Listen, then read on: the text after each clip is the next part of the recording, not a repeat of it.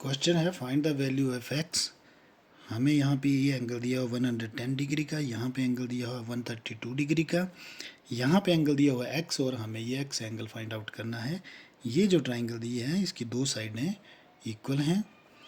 शुरू करेंगे, सबसे पहले यहाँ से करेंगे। देखिए इस ट्राइंगल में दो साइड्स इक्वल हैं, इक्वल साइड्स के सामने वाले एंगल भी इक्वल होते हैं, यानी कि जितने का ये एंगल होगा उतने का ही ये एंगल होगा। अब ये एंगल कहाँ से आएगा, यहाँ पे देखिए लीनियर पेयर बन रहा है, एक एंगल दिया 110 का, तो हम दूसरे एंगल को फाइंड आउट कर सकते हैं।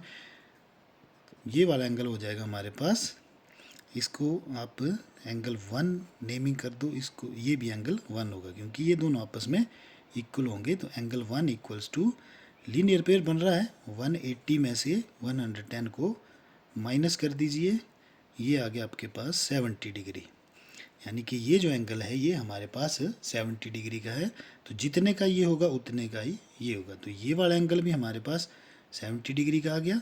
अब हमें ये एंगल फाइंड आउट करना है, इसको नाम, ये इसको नेम ही कर देते हैं ए बी सी और डी। हमें एंगल फाइंड आउट करना है ये वाला D B C, angle D B C equals to, ये किसके बराबर होगा, यहाँ पर भी लीनियर पेयर बन रहा है, 180 में से ये वाला एंगल माइनस कर देंगे, ये वाला एंगल कितना निकला हमारा 70 डिग्री, तो 180 में से माइनस कर देंगे 70, तो ये कितना आया 110 डिग्री, यानी कि ये वाला एंगल आ गया हमारे पास 110। अब हमें ये वाला एंगल फाइंड आउट करना है, एंगल डी सी बी।